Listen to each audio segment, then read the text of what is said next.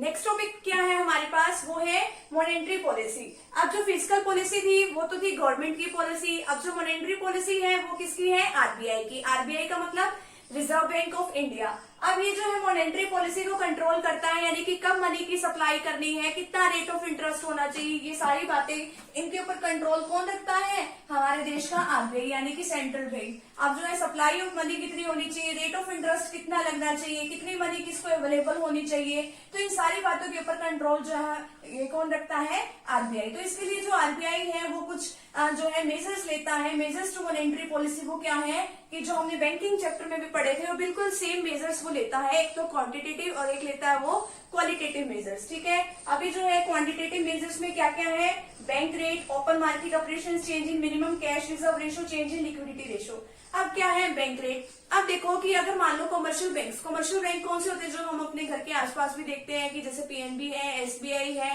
ठीक है, जो आप देखते हो डेली। अब यहाँ पे क्या है, बैंक रेट। अब कमर्शियल बैंकों को जिस रेट पे आरबीआई से लोन मिलता है, जिस रेट ऑफ इंटरेस्ट पे, उसे क्या कहते हैं, बैंक रेट। अगर कमर्शियल बैंकों को ही लोन मान लो ज्यादा मिला, अगर मान लो आरबीआई को है कि हमें ज्यादा लोन लोगों को देना ही नहीं है, तो वो कमर्शियल बैंक को ही लोन महंगा देंगे।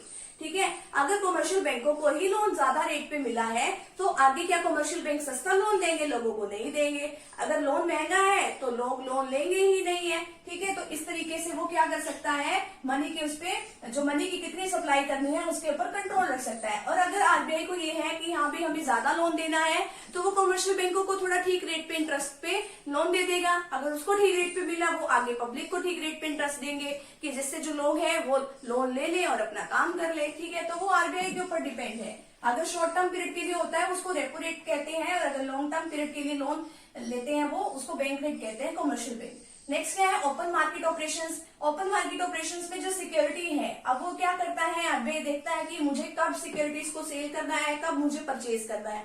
अगर उसको ये है कि मार्केट में मनी की ज्यादा सप्लाई हो, ठीक है, तो वो सिक्योरिटीज को खरीद लेता है। अगर वो खरीदेगा तो पैसा मार्केट में जाएगा ना, तो लोगों के पास पैसा जाएगा। अगर उसको ये है कि हाँ भी मुझे मनी की सप्लाई नहीं करनी है, तो वो सारी सिक्योरिटीज को बेच देगा। अगर उसने बेचा तो लोगों का पैसा जो है वो खरीदने में जाएगा। अगर उसने खरीद लिया तो अब लोगों के पास तो पैसे बचेंगे ही नहीं है।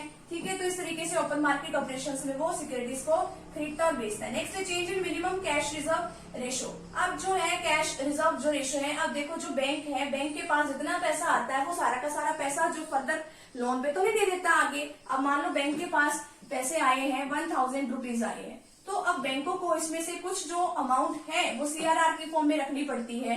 अब वो सीआरआर के फॉर्म में उसको जो है आरबीआई को भी जमा करानी होती है, और एक एसएलआर होती है। ठीक है, अब देखो कि लोन जो है वो सारा का सारा उसके पास 1000 रुपये है, सारे के सारे का तो लोन देगा नहीं वो। अब 1000 का मान लो पहले वो जो है 10% की रेट से उसको आरबीआई के पास पैसे रखने पड़ते थे।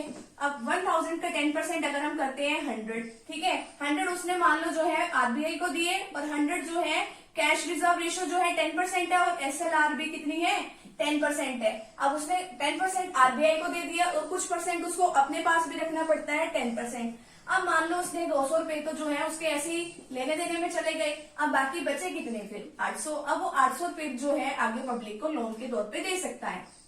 और अगर उसे ये है कि हाँ भी अगर आरबीआई को लगता है कि हमें कैश रिजर्व रेशो जो है बढ़ानी चाहिए, चेंज करनी चाहिए, कि मार्केट में पैसा जाना नहीं चाहिए, फिर वो क्या करते हैं, इस रेशो को बढ़ा के 20 कर देते हैं। अब 200 आरबीआई के पास जाएंगे, 200 वो अपने खुद के पास रखेगा बैंक, तो 400 रुपए तो वो उनके ऐसे ही चले गए। अब वो बाकी जो जनता को लोन कितने रुपए का दे सकता है, 600 का। तो वो इस तरीके से चेंज किया जा सकती है रेशो। नेक्स्ट है change in liquidity ratio.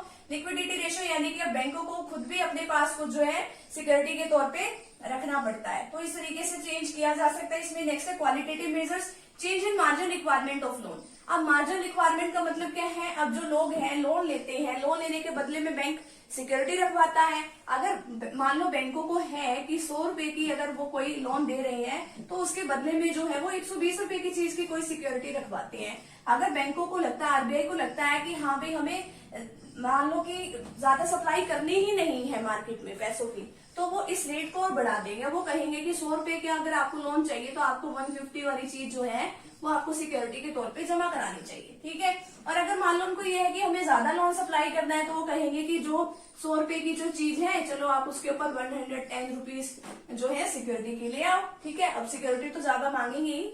Next है राशनिंग ऑफ क्रेडिट, कि हाँ भी कहाँ देना है, किसको लोन लेना है, किसको इतनी लिमिट तक लोन लेना है, वो सब जो है वो आरबीआई फिक्स करता है। नेक्स्ट है डायरेक्ट एक्शन, अगर कोई काम नहीं करता जो कमर्शियल बैंक है आरबीआई के कहे के अकॉर्डिंग, तो उसके ऊपर जो आरबीआई है वो डायरेक्ट एक्शन लेता है।